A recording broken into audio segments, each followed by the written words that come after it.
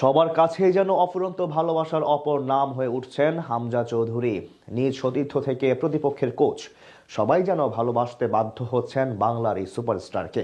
সেটারই উজ্জ্বল দৃষ্টান্ত স্থাপন হলো চ্যাম্পিয়নশিপের শেষ ম্যাচে। হামজাকে নিয়ে প্রতিপক্ষের কোচরা করলো এমন এক কাণ্ড, যা দেখে অনেকে হামজা চৌধুরীর মাঝে খুঁজে পাচ্ছেন লিওনেল মেসি ছায়া।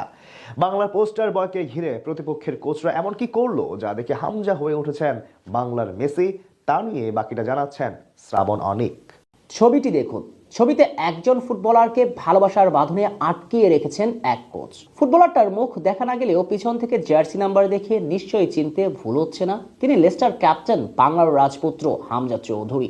কিন্তু তাকে জড়িয়ে ধরে ভালোবাসার বাঁধনে আগলিয়ে রেখেছেন, মেতে উঠেছেন বাংলার পোস্টার বয়ের সঙ্গে খুনসুটিতে তিনি আসলে কে। ভদ্রলোক নিশ্চয়ই লেস্টার সিটির কোচ হবেন না, কারণ হারের বৃত্তে আটকে থাকা ফক্সরা এদেরও ম্যাচটা হেরে বসেছে 3-1 বড় ব্যবধানে। তাই লেস্টার কোচ এমন খুনসুটিতে মেতে ওঠার মোড়ে নেই নিশ্চয়ই। তাহলে প্রশ্ন, হামজাকে এমন ভালোবাসার বন্ধনে আগলিয়ে রেখেছেন তিনি কে?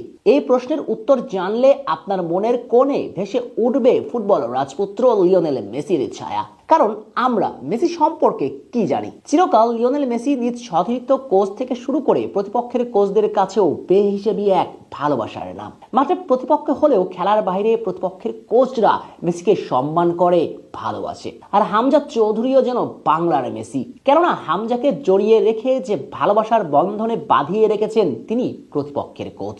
লেস্টারের বিপক্ষে ম্যাচ শেষে প্রতিপক্ষের অন্যতম সেরা ফুটবলার হামজা চৌধুরীকে ডেকে নিয়ে জড়িয়ে ধরেন।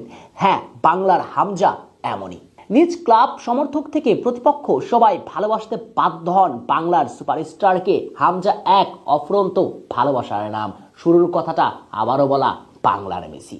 এদিন হামজার সাবেক ক্লাব শেফিল্ড ইউনাইটেডের বিপক্ষে মাঠে নেমেছিল লেস্টার।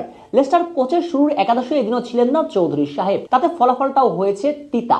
ম্যাচের 52তম মিনিটের মাঝেই 2-0 ব্যবধানে পিছিয়ে যায় ফক্সরা। বড় হারের সংখ্যা যখন উকি দিয়ে ডাকছিল, তখন লেস্টার বস মাঠে আনেন